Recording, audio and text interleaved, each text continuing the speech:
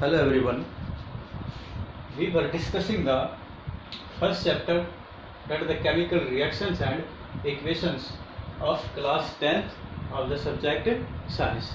The first lecture on the chemical reactions and the equations, it has been already uploaded on the channel, that is Sabharwal Science classes. And the other videos of the 9th and 10th classes, they are already uploaded on the channel in Hindi medium. You can see all other videos on channel by subscribing the channel easily.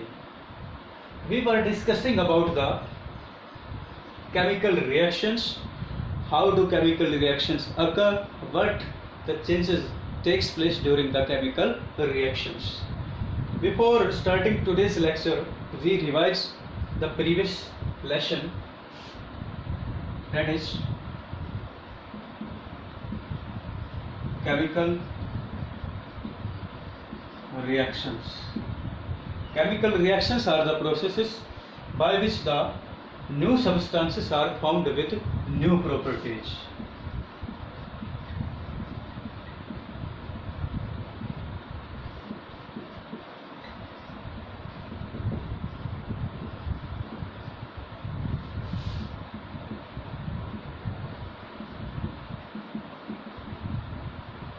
Here, in chemical reactions, new substances are formed with new properties. We may take an example. For example, we are having a cup of milk. If we warm the milk, milk become hot, but that remain the milk. The properties of the milk they will be remain same after warming it. But in case of when this milk it turns into the curd. Now milk turned into the curd. Here the properties of the curd they are different from the milk. Here is the new substance formed with the new properties. There are the certain other examples that we see in our daily life. For example, if we cut an apple and remain open for some time, the newly cutted part of the apple it turns brown because of the chemical reactions takes place, and the cutted part it react with the air and turns the brown color.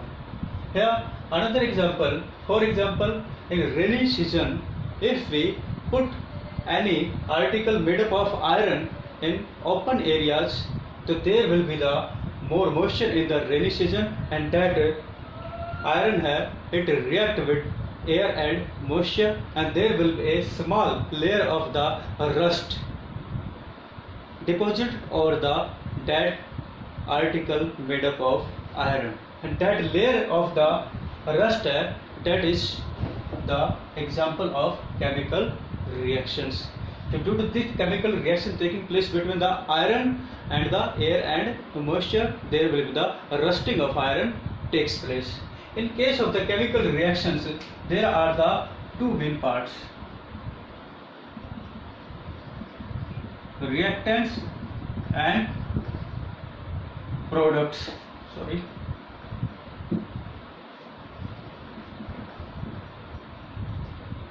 Reactants and products. There is an arrow in between the reactant and products.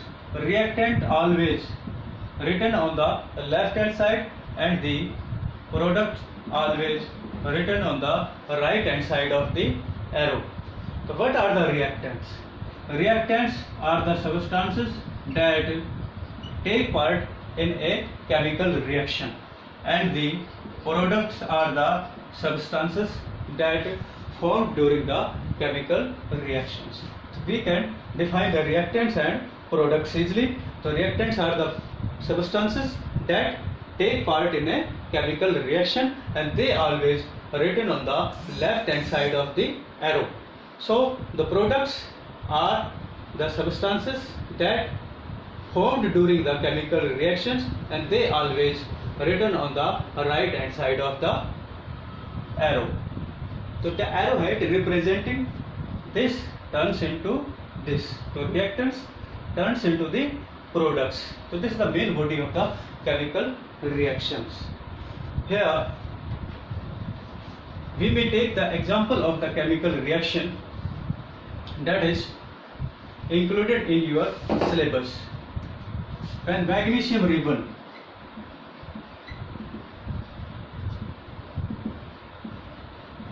burn in air, it burns with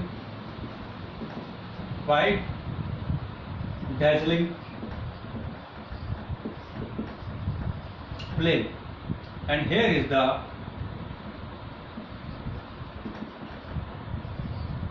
white ash produced.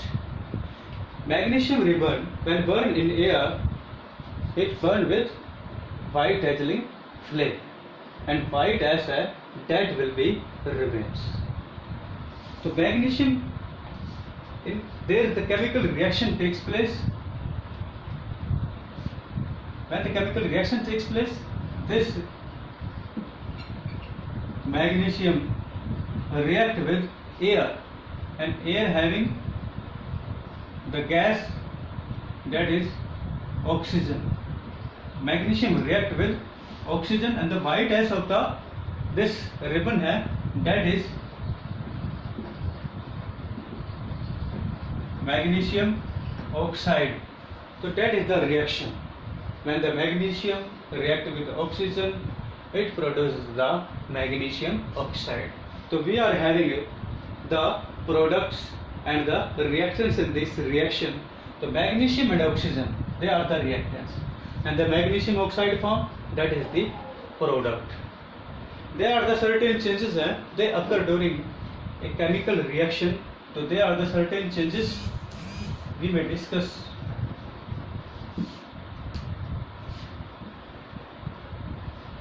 Changes occurs during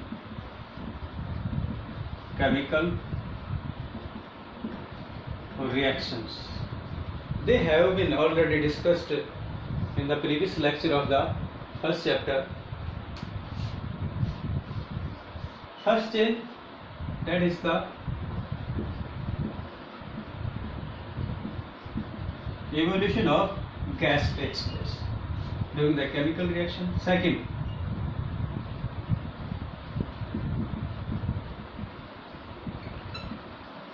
change in temperature. Third,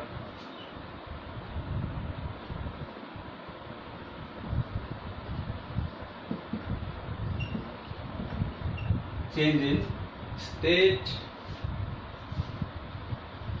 and the fourth one is there will be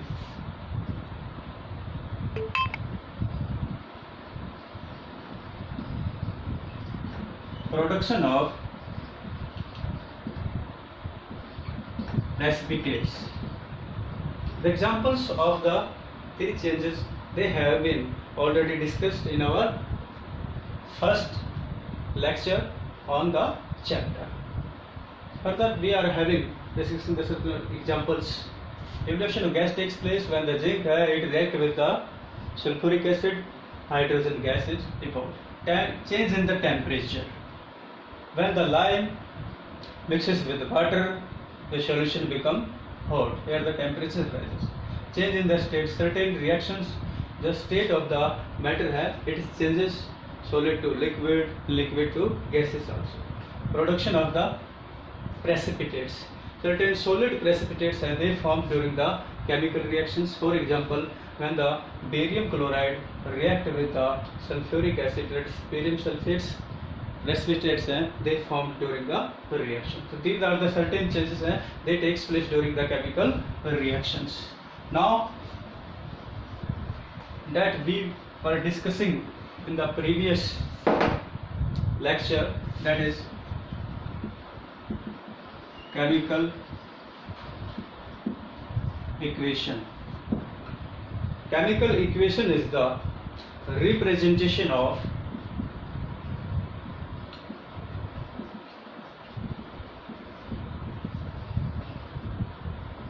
chemical reaction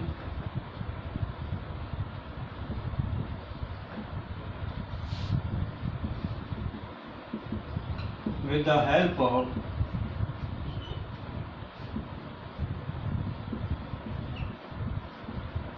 symbols and formula of substances included in the reaction. So that is the representation of the chemical reaction with the help of the symbols and the formula of the substances. Substances may be reactants and products. So their molecular formula or the elementary formulas of that substances, they are written or representation as the chemical equation. As we were discussing, the magnesium oxide formed when the magnesium burned in air.